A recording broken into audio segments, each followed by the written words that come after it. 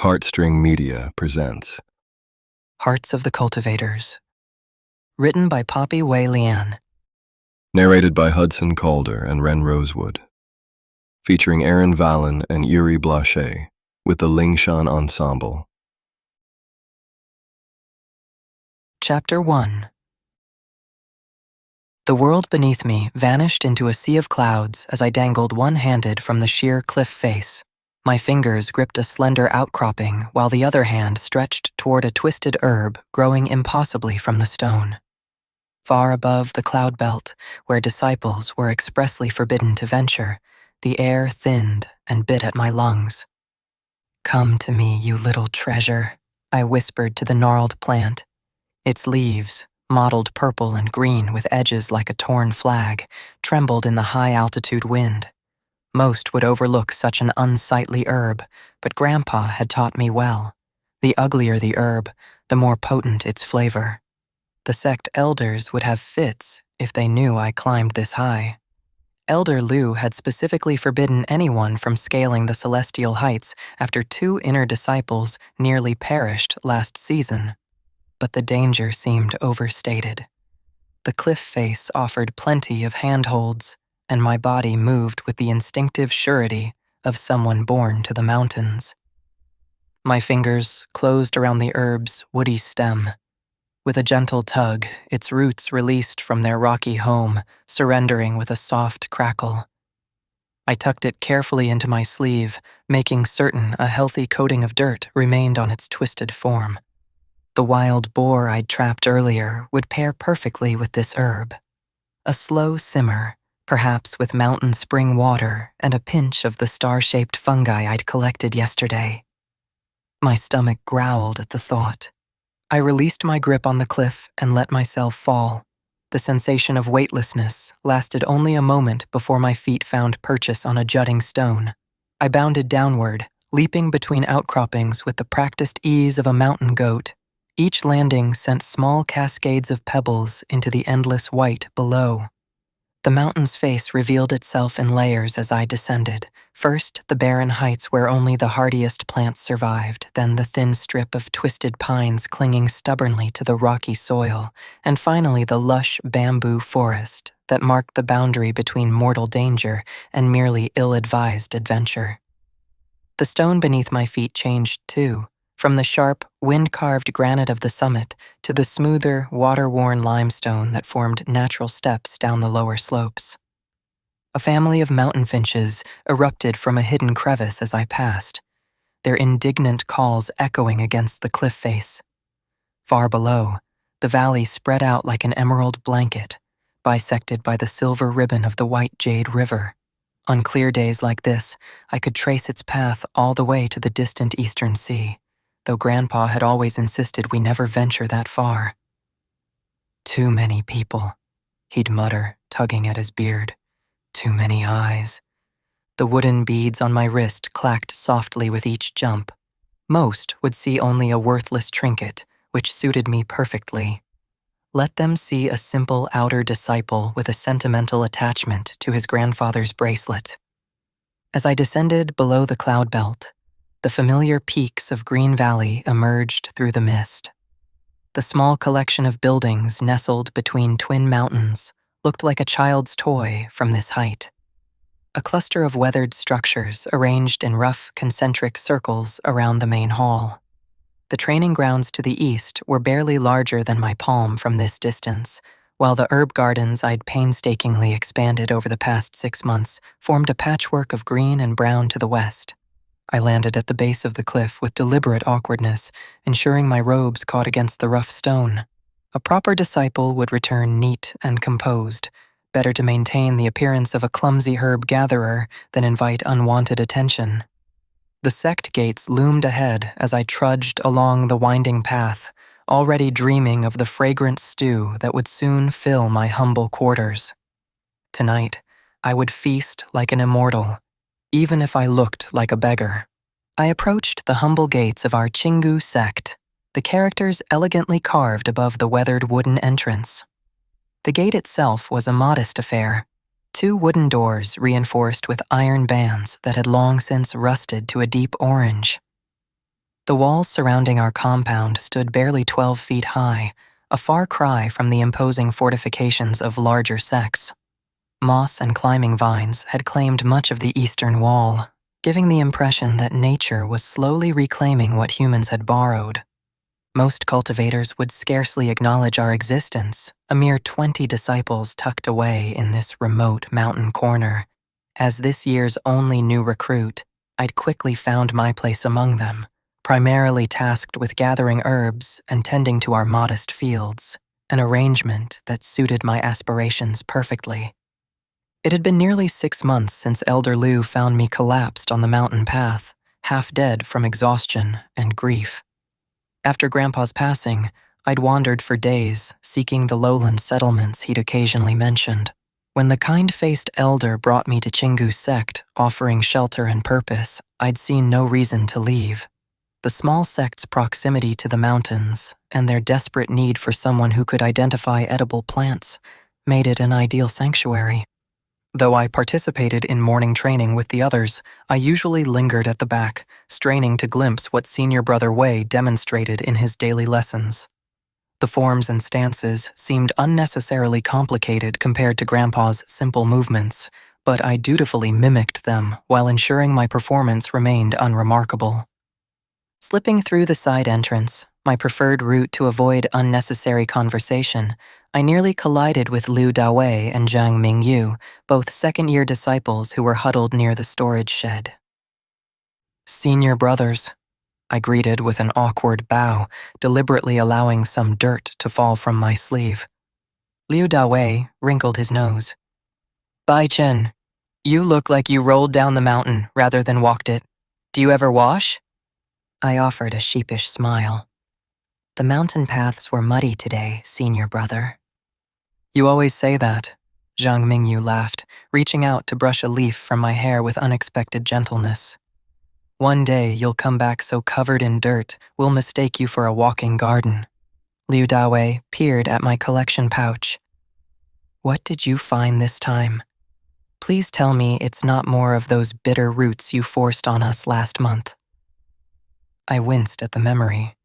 My first attempt at sharing Grandpa's special mountain delicacies had been met with grimaces and polite coughs.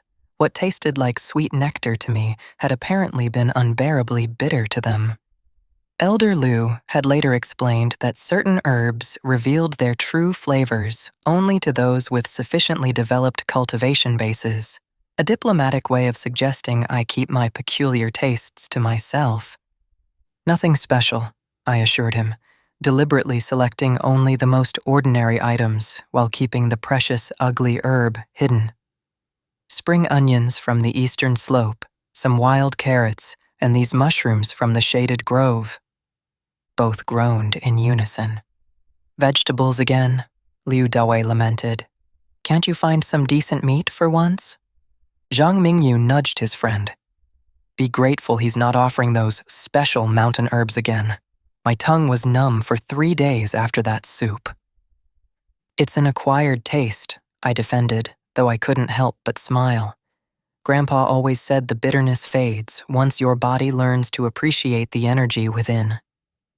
"Well, my body hasn't learned anything except to run away from your special concoctions," Liu Dawei replied, with a dramatic shudder. I kept my expression neutral, thinking of the wild boar safely tucked away. Zhang Mingyu's expression softened. "Though I will admit, that fever tonic you made when half the sect fell ill last month worked wonders. Elder Liu said he hadn't seen such effective medicine in decades." I ducked my head, genuinely embarrassed by the praise. "Just a simple remedy Grandpa taught me." "Simple, he says," Liu Dawei scoffed, though his tone held no malice. "The rest of us spent 3 years learning basic medicine principles, and you waltz in knowing how to cure mountain fever with a handful of weeds." Our conversation halted as a commotion erupted near the main gate. Teacher Fang and several senior disciples came rushing through, their faces tight with concern. The main gate, a structure we typically opened only for formal occasions or important visitors, swung wide with unusual haste, its ancient hinges protesting with a screech that echoed across the courtyard.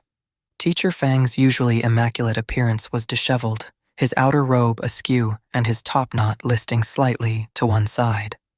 Behind him, senior brother Wei and 3 other disciples hurried to keep pace, their expressions varying from shock to outright fear. Their hushed voices carried fragments of conversation across the courtyard, each snippet more alarming than the last. Tianyi Sect has fallen completely. Lingshan Sect moved overnight, not even a warning. All tributary sects must pledge allegiance or face extinction. Teacher Fang's normally composed features showed rare distress, the lines around his eyes deepening as he gestured urgently to senior brother Wei. Send word to Elder Liu immediately. We must decide our position before they arrive. The courtyard, typically a place of peaceful contemplation or casual conversation, suddenly felt charged with tension. Even the birds that usually nested in the eaves of the main hall had fallen silent, as if sensing the gravity of the moment. I tilted my head, curious about the unfamiliar names. Lingshan Sect? I vaguely recalled Grandpa mentioning it once, something about mountains and spirits. The senior disciples clustered around Teacher Fang like anxious hens, their whispers growing more urgent. "What's happening?" I asked Zhang Mingyu, who seemed equally transfixed by the scene. He shot me an incredulous look. "Have you been living under a rock? Lingshan Sect has overthrown Tianyi Sect, our main sect. They've taken control of the entire region." "Oh," I replied, processing this information with all the gravity of someone contemplating which spice to add to dinner. "Is that bad?" Liu Dawei stared at me as if I'd sprouted a second head. "Bad? It's catastrophic. Everything will change now. Lingshan's disciples are said to be ruthless, especially their inner circle." "The 6 masters of Lingshan," Zhang Mingyu whispered, his voice dropping so low I had to lean closer to hear. "They're the ones who led the attack. Master Jiang is said to be the most terrifying swordsman in 1,000 years. Liu Dawei's face had gone pale. "My cousin saw him once at a sect competition. Said his eyes were colder than winter frost, and when he drew his sword, 3 spectators fainted from the pressure alone." I nodded solemnly, though privately wondered how this would affect the herb garden I'd started behind the kitchen. Politics seemed unnecessarily complicated compared to the straightforward relationship between soil and seed. These Lingshan masters sounded exhausting. Imagine maintaining such fearsome reputations. The effort involved in constantly appearing terrifying must be tremendous. Did they practice their intimidating glares in mirrors each morning, or was that just a natural talent that came with high cultivation? "Will they want our vegetables?" I asked earnestly. Zhang Mingyu choked on a laugh that quickly died as Teacher Fang approached us, his expression grave. The normally serene teacher now moved with urgent purpose, his gaze sweeping across the courtyard as if searching for hidden threats. "All disciples are to gather in the main hall in an hour," he announced, his voice carrying the weight of unspoken fears. "Clean yourselves up first," he added with a pointed look at my dirt-streaked appearance. As the others hurried away, I lingered momentarily, mentally cataloging the ingredients waiting in my quarters. Whatever this Lingshan Sect business entailed, it would surely be resolved by dinner time. And dinner, unlike sect politics, was something worth worrying about. I trudged reluctantly toward our modest kitchen, a stone-walled structure with a perpetually smoking chimney. The building sat slightly apart from the main compound, its weathered exterior bearing the marks of countless seasons. Elder Guo had tended this space for over 40 years before his joints finally betrayed him, leaving the sect without a proper cook until my fortuitous arrival. Unlike the more ceremonial structures of our sect, the kitchen had been built for function rather than appearance, its squat shape and thick walls designed to retain heat during the bitter mountain winters. Whatever grand crisis loomed over the sect, my vegetables still needed proper storage. The wild carrots would shrivel if left in the sun, and the mushrooms required a cool, dark place to maintain their delicate flavor. Inside, the kitchen's familiar warmth embraced me. Bundles of dried herbs hung from the rafters, most gathered by me over the past months, filling the air with a complex tapestry of scents. The large hearth dominated the eastern wall, its stones blackened by years of constant use. 3 worn woks of varying sizes hung above it, their surfaces burnished to a soft glow by countless meals prepared over decades. "Hello, old pan," I greeted the largest wok, running my fingers along its familiar handle.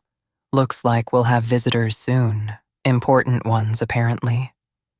The kitchen, empty of people but full of character, received my herbs with familiar comfort.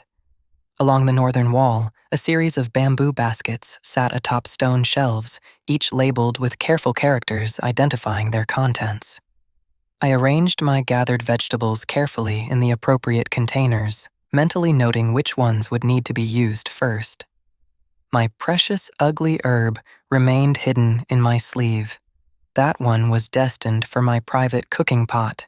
Its bitter essence would be wasted on palates unprepared to appreciate its subtle energy. With the vegetables safely stored, I reluctantly made my way to my quarters, a weathered shed detached from the main dormitory. The path took me past the main training ground, where normally disciples would be practicing their forms under Senior Brother Wei's watchful eye. Today, the packed earth stood empty, the practice weapons hastily returned to their racks. My shed stood at the far edge of the compound, partially hidden behind a stand of bamboo. 6 months into my life at Xingu Sect, I still appreciated that they hadn't moved me to the regular disciples' quarters. The tool shed had been hastily converted with a straw mattress and a rickety table, but I found it perfectly suitable. The isolation meant I could cook without questions and clean without witnesses. The shed itself was a simple structure, its wooden walls weathered to a soft gray by countless seasons of rain and sun. A small window faced east, allowing the morning light to serve as my natural alarm. The roof, recently patched by my own hands, kept out most of the rain, though a persistent drip in the corner required a strategically placed bucket during heavy storms. Inside my humble abode, I stripped off my dirt-encrusted outer robe and poured water from my storage jar into a cracked basin. Despite the urgency of Teacher Fang's summons, I couldn't resist a thorough cleansing. My fingers worked methodically, scrubbing away mountain dust and cliff residue until my skin gleamed. Much better, I sighed contentedly, enjoying the brief luxury of cleanliness. Reality intruded quickly. With practiced movements, I mussed my freshly washed hair, ensuring it retained its characteristic dishevelment. A strategic smudge of dirt on one cheek, a deliberately crooked collar, and the careful arrangement of my outer robe to appear slightly ill-fitting completed the transformation. I examined my reflection in a shard of polished metal. Perfect, clean enough to avoid actual illness, but messy enough to avoid unwanted attention. Grandpa would approve. The main hall stood at the center of our modest compound, a structure that could generously be called humble and accurately be called dilapidated. Its once grand pillars had faded to weathered gray, the intricate carvings of mountain scenes worn nearly smooth by time and the elements. The roof tiles shifted precariously during heavy rains, creating a symphony of drips that disciples had learned to navigate by memory during meetings. The sect's emblem, a simple mountain valley rendered in fading green paint, adorned the entrance, its colors dulled by decades of sun and rain. Yet, compared to Grandpa's thatch cottage, perched so high in the mountains that dragons occasionally used our roof as a resting spot during migrations, this hall seemed positively luxurious. At least the floor didn't require daily patching against the mountain winds. I slipped through the hall's entrance, deliberately scuffing my feet to announce my presence. The other disciples had already gathered, arranged in neat rows according to seniority. I shuffled to the back, where the newest recruits belonged, a row consisting entirely of me. The hall's interior was illuminated by a combination of hanging lanterns and the natural light that filtered through the paper windows. The wooden floor, worn smooth by generations of disciples, creaked softly beneath my feet. At the front of the hall, a simple dais elevated the sect elders above the disciples, though the height difference was more symbolic than impressive. Teacher Fang stood at the front, his usual serene expression replaced by tightly controlled concern. Beside him, Elder Liu looked even more ancient than usual, his wispy beard trembling slightly. The elders' robes, once the finest the sect could afford, now hung loosely on his diminished frame, the embroidered mountain patterns faded to barely visible outlines. The 20 disciples of Qinggu sect stood in their assigned places, their expressions ranging from confusion to outright fear. Senior Brother Wei, typically the picture of confident authority during training sessions, kept glancing nervously toward the main gate, his hand unconsciously resting on his sword hilt. Disciples of Qinggu sect, Elder Liu began, his voice surprisingly strong for one so frail in appearance. Today brings significant change to our region. The Tianyi sect, which has governed these territories for 3 centuries, has fallen to the Lingshan Sect. Murmurs rippled through the assembled disciples. I remained silent, more concerned with the growling of my stomach than the shifting of sect alliances. 2 months ago, Teacher Fang continued, his voice tight, Lingshan Sect launched a coordinated attack against all 6 major compounds of Tianyi Sect. By dawn, the Tianyi Sect master and all his elders had been eliminated. A shocked gasp swept through the hall. Even I felt a chill at the matter-of-fact way Teacher Fang described what must have been a bloody massacre. Representatives from Lingshan will arrive tomorrow to assess our sect, Elder Liu continued carefully. They will determine our fate, whether we continue as a tributary sect under their leadership or... He left the alternative unspoken, but the hall filled with tense silence. The implication hung in the air like a storm cloud ready to burst. I glanced around, noting how Senior Brother Wei's knuckles had turned white around his sword hilt, how Second Sister Lin was blinking rapidly to hold back tears. We must present ourselves with dignity, Teacher Fang added. Clean your quarters, prepare your best robes, and review your cultivation forms. We must demonstrate our worth. My thoughts immediately turned to the wild boar waiting in my storage bracelet. Perhaps a proper feast would impress these Lingshan visitors? Food had a way of smoothing difficult conversations. At least that's what Grandpa always claimed while serving his infamous moonberry wine to troublesome mountain spirits. Lingshan Sect values strength and utility, Elder Liu continued, his ancient eyes scanning the assembled disciples. Each of you must be prepared to demonstrate your skills and value to our sect. Remember your training, show proper respect, and speak only when directly addressed. The fear in the hall was palpable now, a living thing that seemed to breathe with each disciple's anxious exhalation. Even the typically boisterous Liu Dawei stood silent, his usual swagger replaced by rigid posture and downcast eyes. As the meeting concluded with detailed instructions about tomorrow's preparations, I contemplated which herbs would best complement roast boar. Surely even the most fearsome cultivators couldn't remain hostile when faced with properly seasoned meat. As Elder Liu concluded the meeting with a strained bow, the disciples erupted into anxious chatter. I lingered near the back pillar, mentally calculating how long the boar would need to marinate before roasting. The hall, which moments ago had been arranged in orderly rows, dissolved into clusters of frightened disciples. Near the central dais, Senior Brother Wei had gathered the third-year disciples, their faces drawn with concern as they discussed defense formations and protocols. By the eastern entrance, the younger female disciples huddled together, several openly weeping as Second Sister Lin attempted to comfort them.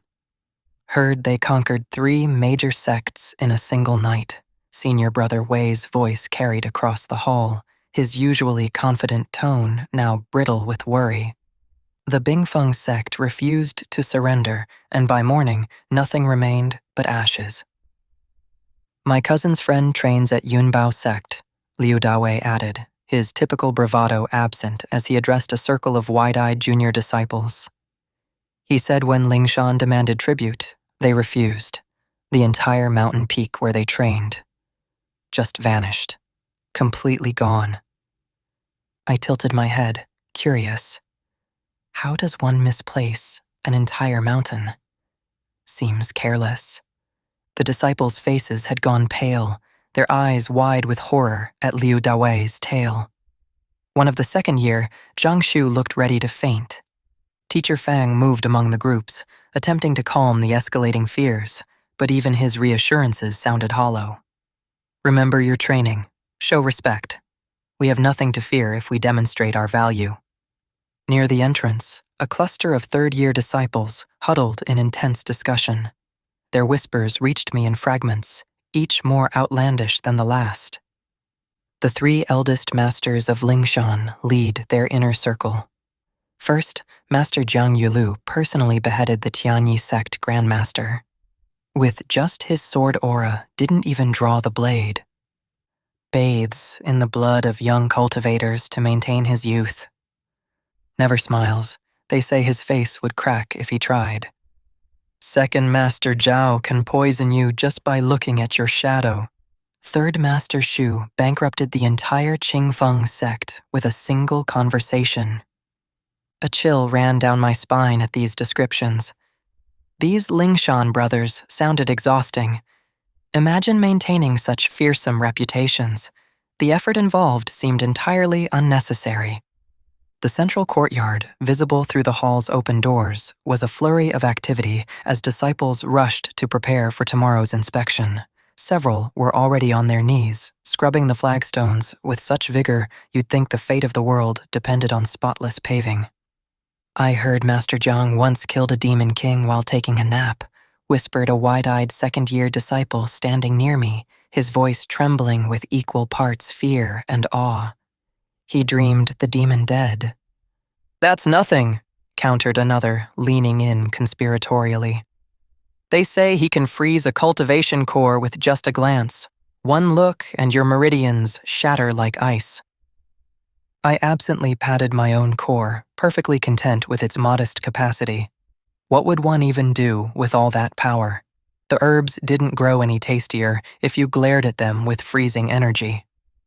As I edged toward the exit, hoping to escape back to my shed and the waiting boar, Elder Lu's withered hand unexpectedly landed on my shoulder.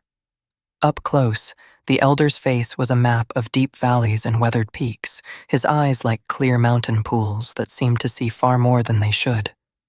Bai Chen, he said quietly, his voice carrying only to my ears. You will be responsible for gathering fresh herbs for our guests tomorrow. Your knowledge of the mountain's bounty may prove valuable. I nodded earnestly. Yes, Elder. I can find the freshest ingredients. His gaze lingered on me a moment longer than necessary, as if searching for something hidden beneath my deliberately disheveled appearance. Good. His ancient eyes studied me with unusual intensity.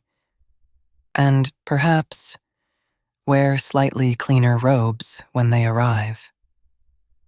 As I finally escaped the oppressive atmosphere of the hall, the evening air welcomed me with its familiar mountain scent. The disciples continued their frightened conversations in scattered groups across the courtyard, their voices carrying in the still air. Master Jiang supposedly cultivated in the belly of a primordial beast for 100 years. Eats the hearts of his enemies, never sleeps, just waits. Master Zhao once healed an entire city of plague, then poisoned the officials who refused to pay tribute.